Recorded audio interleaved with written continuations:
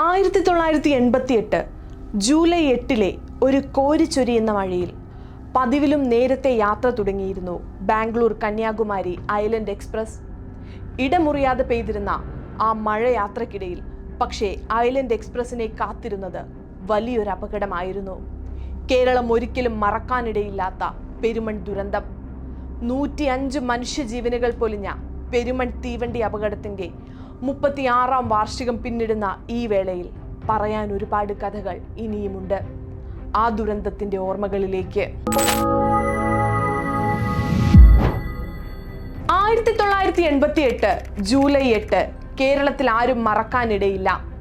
കേരളം കണ്ട ഏറ്റവും വലിയ ട്രെയിൻ അപകടങ്ങളിലൊന്നായ പെരുമൺ തീവണ്ടി ദുരന്തത്തിന് കേരളം സാക്ഷ്യം വഹിച്ച ദിവസമാണത്.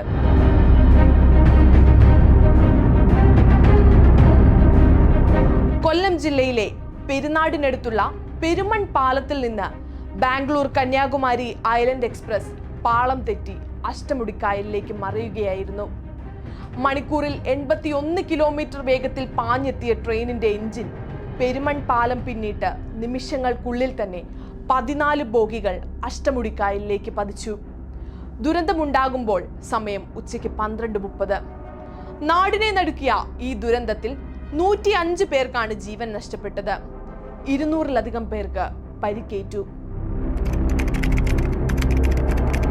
അപകടം നടന്നത് ടൊർണാഡോ ചുഴലിക്കാറ്റ് മൂലമാണെന്ന് ആദ്യം തന്നെ ഔദ്യോഗിക അന്വേഷണ സംഘം അവകാശപ്പെട്ടു. എങ്കിലും യഥാർത്ഥ കാരണം ഇന്നും അജ്ഞാതമാണ്. ട്രാക്കിൽ അറ്റകുറ്റപ്പണികൾ നടക്കുന്നുണ്ടായിരുന്നുവെന്നും മുന്നറിയിപ്പിന്റെ അഭാവം കൊണ്ടാണ് അപകടം നടന്നതെന്നും ചിലർ അവകാശപ്പെട്ടെങ്കിലും തള്ളിക്കളയുകയാണ് ഉണ്ടായത്. റെയിൽവേ ഉദ്യോഗസ്ഥർക്ക് വീഴ്ച പറ്റിയെന്നും ട്രാക്കിലെ അറ്റകുറ്റപ്പണികളെ കുറിച്ച് മുന്നറിയിപ്പ് നൽകാതിരുന്നതുമാണ് അപകടത്തിലേക്ക് നയിച്ചതെന്ന് ബാംഗ്ലൂരിലെ സേഫ്റ്റി കമ്മീഷണർ സൂര്യനാരായണൻ ആദ്യം അവകാശപ്പെട്ടു. പിന്നീട് റെയിൽവേയുടെ മുഖം രക്ഷിക്കാൻ വീണ്ടും ചുഴലിക്കാറ്റിലേക്ക് തന്നെ വഴിതിരിച്ചു. ദുരന്തമുണ്ടായ ദിവസം പാലത്തിലും സമീപത്തുള്ള പാളങ്ങളിലും ജോലി നടക്കുന്നുണ്ടായിരുന്നു. എഞ്ചിൻ പാളം തെറ്റിയെന്ന് ശ്രദ്ധയിൽപ്പെട്ട ലോക്കോ പൈലറ്റ് പെട്ടെന്ന് ബ്രേക്ക് ചെയ്തപ്പോൾ ബോഗികൾ കൂട്ടിയിടിച്ച് അഷ്ടമുടിക്കായലിലേക്ക് വീഴുകയാണ് ഉണ്ടായതെന്ന് റെയിൽവേ അധികൃതർ ഒഴികെ ബാക്കി എല്ലാവരും ഇന്നും വിശ്വസിക്കുന്നുണ്ട്. തീവണ്ടി അമിത വേഗത്തിലായിരുന്നുവെന്നും പരിചയക്കുറവുള്ള ആരോ ആയിരുന്നു ലോക്കോ പൈലറ്റ് എന്നും ബ്രേക്ക് ഇട്ടത് അവിദഗ്ധമായിരുന്നുമാണെന്നൊക്കെയായിരുന്നു ചർച്ചകൾ. അന്ന് നേരിയ മഴയും കാറ്റും മാത്രമാണ് ഉണ്ടായിരുന്നതെന്ന് പ്രദേശവാസികൾ ഉറപ്പിച്ചു പറഞ്ഞെങ്കിലും അത് ചെവിക്കൊള്ളാൻ അന്വേഷണ സംഘം തയ്യാറായില്ല. വീണ്ടും ഇതിനെക്കുറിച്ച് അന്വേഷണമുണ്ടായി. ദുരന്തമുണ്ടായ ദിവസം കോരിച്ചൊരിയുന്ന മഴയിൽ പതിവിലും നേരത്തെയാണ് ഐലൻഡ് എക്സ്പ്രസ് എത്തിയിരുന്നത്. സംഭവ ദിവസം രാവിലെ തന്നെ പെരുമൺ പാലത്തിന് സമീപം വളവുകളിൽ ട്രെയിൻ അതിവേഗത്തിൽ സഞ്ചരിക്കുമ്പോൾ പാളം തെറ്റാതിരിക്കാനുള്ള പണികൾ നടക്കുന്നുണ്ടായിരുന്നു. ജാക്കി വെച്ച് പാളം ഉയർത്തിയിട്ട് മെറ്റലിടുന്ന പണിയായിരുന്നു നടന്നിരുന്നത്. ഈ സമയം ട്രെയിനുകൾ വന്നാൽ ജീവനക്കാർ മുട്ടിന് താഴെ കൊടി കാണിക്കുകയും ഇതനുസരിച്ച് എഞ്ചിൻ ഡ്രൈവർ ട്രെയിനിന്റെ വേഗത 10 കിലോമീറ്ററിൽ താഴെയായി കുറയ്ക്കുകയും ചെയ്യണമെന്നാണ് നിയമം. എന്നാൽ 80 കിലോമീറ്ററിലധികം വേഗതയിലായിരുന്നു ഐലൻഡ് എക്സ്പ്രസ് എത്തിയത്. ട്രെയിനിലെ ഓട്ടോമാറ്റിക് സ്പീഡ് മീറ്ററിൽ ഇത് രേഖപ്പെടുത്തിയിട്ടുമുണ്ടായിരുന്നു. എന്നാൽ അപകട സമയം ജോലിയിലേർപ്പെട്ടിരുന്ന തൊഴിലാളികൾ അടുത്ത കടയിൽ പോയിരുന്നുവെന്നാണ് അറിയാൻ കഴിഞ്ഞത്. അമിത വേഗത്തിലെത്തിയ ട്രെയിൻ പാളം തെറ്റി ഉരഞ്ഞതിന്റെ അടയാളങ്ങൾ അന്നത്തെ തടി സ്ലീപ്പറിലും ഉണ്ടായിരുന്നു. എന്നാൽ മുൻ വ്യോമസേന ഉദ്യോഗസ്ഥൻ കൂടിയായ CS നായിക് നടത്തിയ അന്വേഷണത്തിലും ടൊർണാഡോ ചുഴലിക്കാറ്റെന്ന അടിവരയിട്ട് പറഞ്ഞതോടെ ആ അന്വേഷണം അവിടെ അവസാനിച്ചു.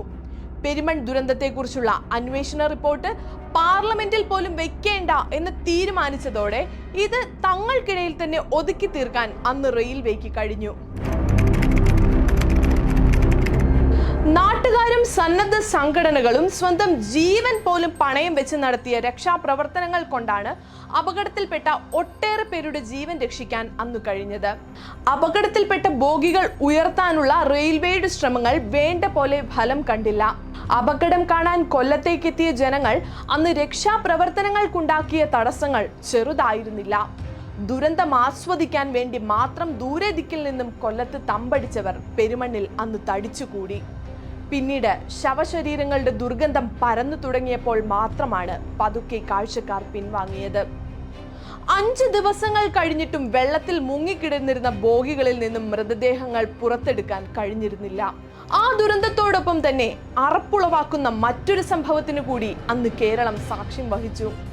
മനുഷ്യത്വമില്ലാത്ത ഒരു കൂട്ടം ആളുകൾ ശവശരീരങ്ങൾ കൊള്ളയടിച്ചു. മൃതദേഹങ്ങളിൽ നിന്നും ജീവന് വേണ്ടി കേഴുന്നവരിൽ നിന്നുമായി ഒരു കൂട്ടം കൊള്ളക്കാർ യാതൊരു ദാക്ഷിണ്യവുമില്ലാതെ പണവും ആഭരണങ്ങളും കവർന്നു. അപകടമുണ്ടായതിനു ശേഷം റെയിൽവേ പെരുമണ്ണിൽ ഒരു പുതിയ പാലം നിർമ്മിച്ചു. ദുരന്തം നടന്ന 5 വർഷത്തിനു ശേഷം മാത്രം പാത ഇരട്ടിപ്പിക്കലിന്റെ ഭാഗമായി ഇവിടെ പുതിയ പാലമുണ്ടായി. ദുരന്തം നടന്ന സ്ഥലത്ത് റെയിൽവേ ഒരു സ്മൃതി മണ്ഡപം സ്ഥാപിച്ചിരുന്നു. ഈ സ്മൃതി മണ്ഡപത്തോട് പോലും ഒരു നിസ്സംഗ മനോഭാവമാണ് റെയിൽവേക്കുള്ളത്. വർഷങ്ങളായി ഇവിടം കാട് പിടിച്ച് കിടക്കുന്നു. റെയിൽവേയുടെ കൈവശമുള്ള ഈ ഭൂമി തങ്ങൾക്ക് കൈമാറണമെന്ന് സംഘടനകൾ പല തവണ ആവശ്യപ്പെട്ടിട്ടും റെയിൽവേ അവഗണിച്ചു. മാത്രമല്ല, വികസനം എന്ന പേരിൽ അധികൃതർ ഈ സ്മൃതി മണ്ഡപം പല തവണ മാറ്റി സ്ഥാപിക്കുകയും ചെയ്തു. ദുരന്തത്തെക്കുറിച്ച് ജുഡീഷ്യൽ അന്വേഷണം വേണമെന്ന ആവശ്യം ഇതുവരെ ഫലം കണ്ടിട്ടില്ല. മരണപ്പെട്ടവരുടെ ബന്ധുക്കളിൽ പലർക്കും അർഹമായ നഷ്ടപരിഹാര തുക ലഭിച്ചിട്ടില്ലെന്ന പരാതി ഇന്നും നിലനിൽക്കുന്നുണ്ട്. 105 പേരാണ് ദുരന്തത്തിൽ മരണപ്പെട്ടതെന്നിരിക്കെ ഇതിൽ 30ഓളം പേർക്ക് ഇനിയും നഷ്ടപരിഹാര തുക നൽകിയിട്ടില്ല. ദുരന്തത്തിൽ മരിച്ച 17 പേർക്ക് യഥാർത്ഥ അവകാശികളില്ലെന്ന കാരണം പറഞ്ഞ് മാത്രം റെയിൽവേ അധികാരികൾ നഷ്ടപരിഹാരം നൽകിയിട്ടില്ല. ദുരന്തത്തിന്റെ വാർഷിക ദിനാചരണങ്ങളിൽ പോലും റെയിൽവേയുമായി ബന്ധപ്പെട്ട ആരും ഇപ്പോൾ പങ്കെടുക്കാറുമില്ല. സ്വജീവൻ അവഗണിച്ച് 40ഓളം പേരെ മരണത്തിൽ നിന്ന് രക്ഷിക്കുകയും രോഗിയായി മാറുകയും ചെയ്ത കൊടുവിള സ്വദേശി വിജയൻ ഉൾപ്പെടെയുള്ള രക്ഷാപ്രവർത്തകർക്ക് അന്നത്തെ റെയിൽവേ മന്ത്രി മാധവറാവു സിന്ധ്യ വാഗ്ദാനം ചെയ്ത പാരിതോഷികം ഇനിയും പൂർണ്ണമായി നൽകിയിട്ടില്ല എന്നതാണ് ലഭ്യമാകുന്ന വിവരം. ഇത് സംബന്ധിച്ച നടപടികൾ പോലും സർക്കാർ ഉപേക്ഷിച്ച മട്ടിലുമാണ്. റെയിൽവേ അധികൃതർ പെരുമൺ ദുരന്തത്തെയൊക്കെ ഏറെക്കുറെ മറന്നു കഴിഞ്ഞു. ദുരന്തങ്ങളിൽ നിന്നൊന്നും എന്തായാലും ഇന്ത്യൻ റെയിൽവേ പാഠം ഉൾക്കൊള്ളുന്ന ലക്ഷണമില്ല. അതിന് ഉത്തമ ഉദാഹരണങ്ങളാണ് ഇക്കഴിഞ്ഞ 2 വർഷങ്ങളിലായി നടന്ന ബാലസോർ ട്രെയിൻ ദുരന്തവും ഒഡീഷയിലെ ട്രെയിൻ ദുരന്തവും.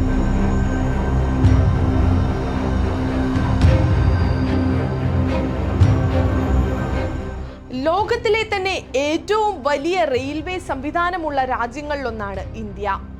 അതുകൊണ്ട് തന്നെ ഇന്ത്യൻ റെയിൽവേക്കുണ്ടാകുന്ന സുരക്ഷാ വീഴ്ചകൾ ചർച്ച ചെയ്യപ്പെടേണ്ടതുമാണ്. അപകടങ്ങളെ തടയുന്നതിനും മുന്നറിയിപ്പ് നൽകുന്നതിനുമായി തയ്യാറാക്കിയിരിക്കുന്ന കവച സംവിധാനം ഉണ്ടായിട്ട് പോലും എന്തുകൊണ്ട് ഇത്തരം അപകടങ്ങൾ ആവർത്തിക്കപ്പെടുന്നുവെന്നതും വിമർശിക്കപ്പെടേണ്ടത് തന്നെയാണ്.